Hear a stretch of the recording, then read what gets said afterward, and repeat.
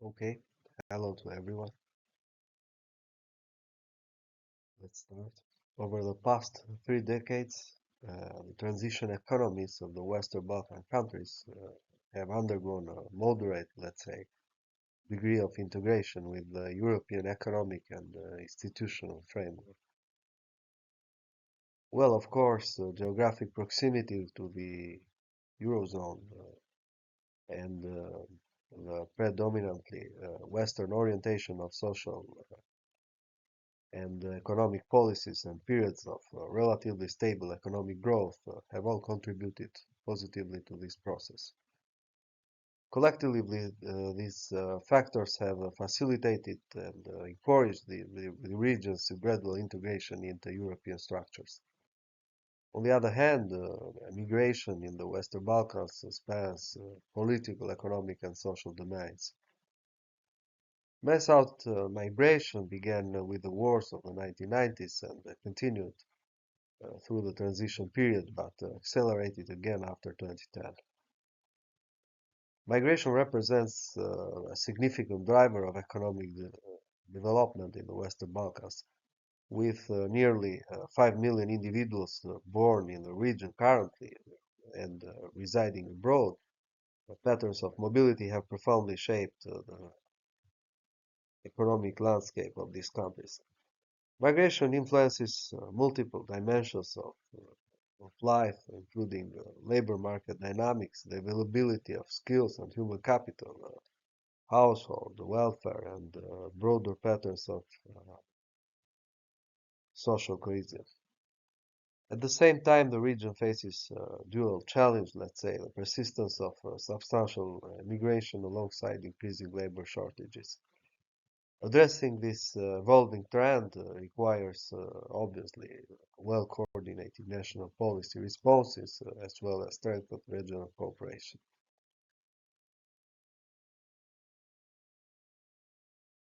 Well, on the positive side, migration generates substantial developmental benefits.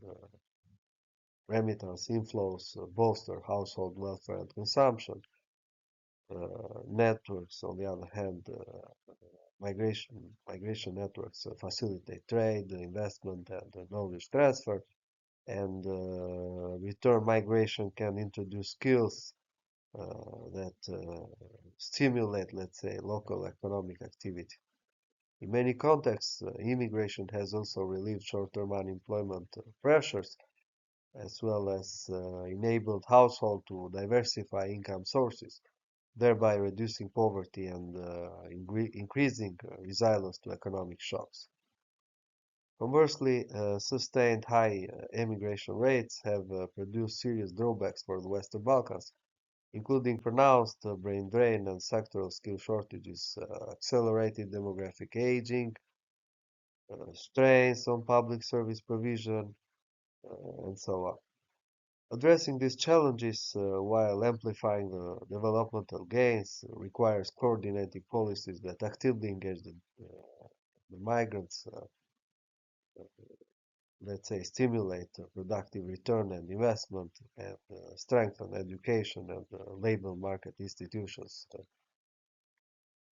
across the Balkans.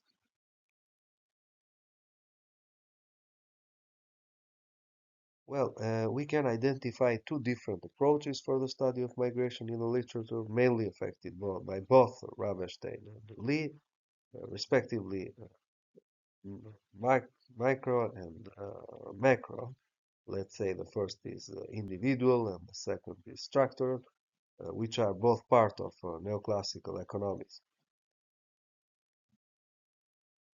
A considerable number of authors use concepts which belong to both these approaches. We can also find a third, let's say, approach, the so-called MESO approach, where the migration decision is affected by legal and illegal intermediate structures in origin or destination countries. Lee, 1966, proposes for the first time a theory for special movements in order to analyze and forecast bilateral migration flows. and the respective factors. The author develops the methods and the theory of Einstein, including other different migration determinants related to the corresponding origin or destination countries, as well as a set of obstacles, which may include the distance and some other personal factors. The factors that stimulate or obstruct migration are marked with positive and negative signs, respectively. The macro approach, labor demand and supply differences among origin and destination countries encourage the movement of people from one country to another or from rural to urban areas. Migration would continue until the respective wages are in equilibrium. The micro approach, the migrant main objective is the maximization of his income, including in a utility function by moving to a wealthier area.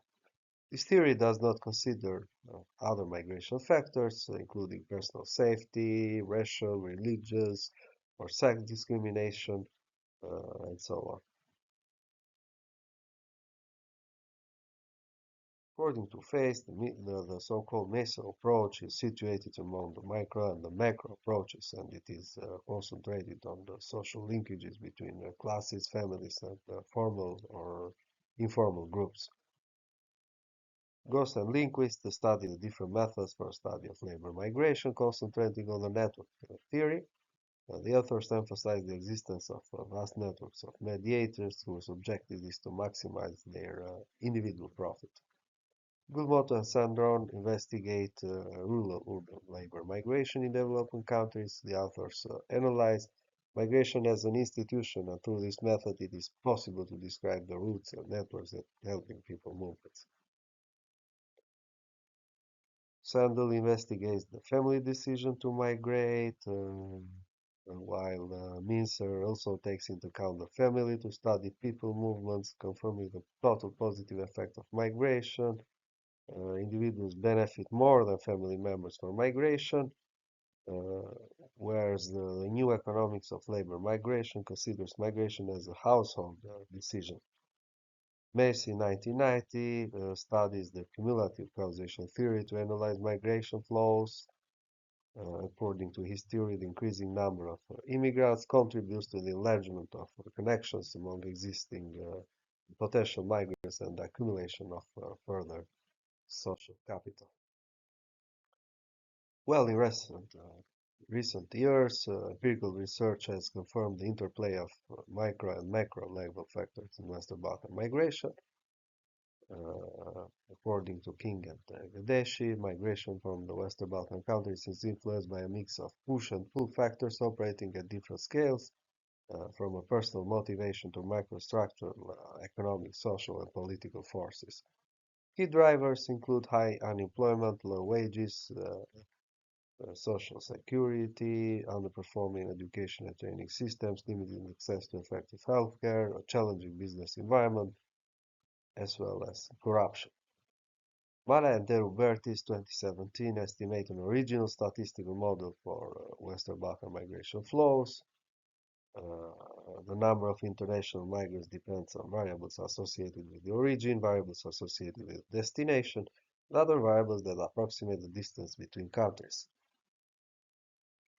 According to empirical results, Balkan migrant stocks are positively related to the GDP per capita in host countries, the populations, the difference among unemployment rates, as well as the difference between corruption indexes.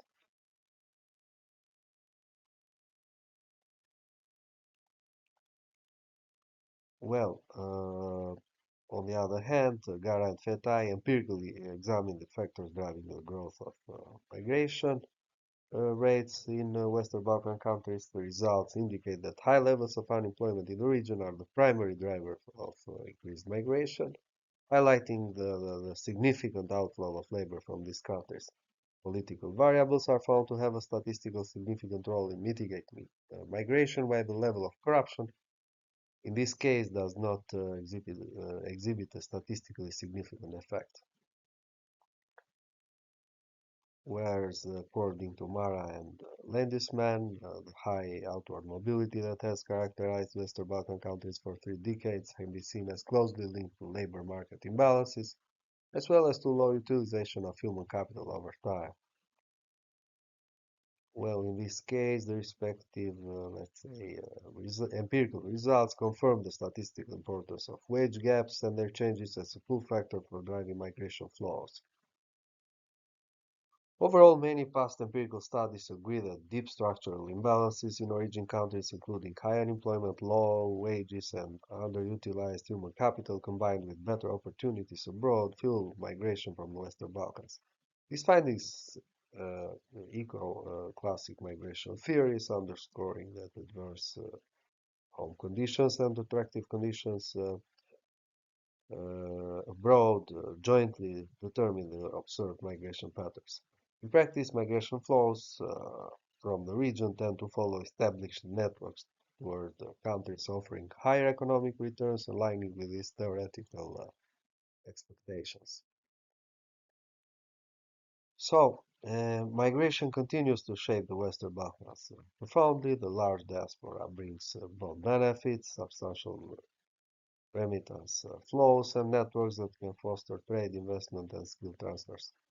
And challenges, notably potential brain drain and labor shortages.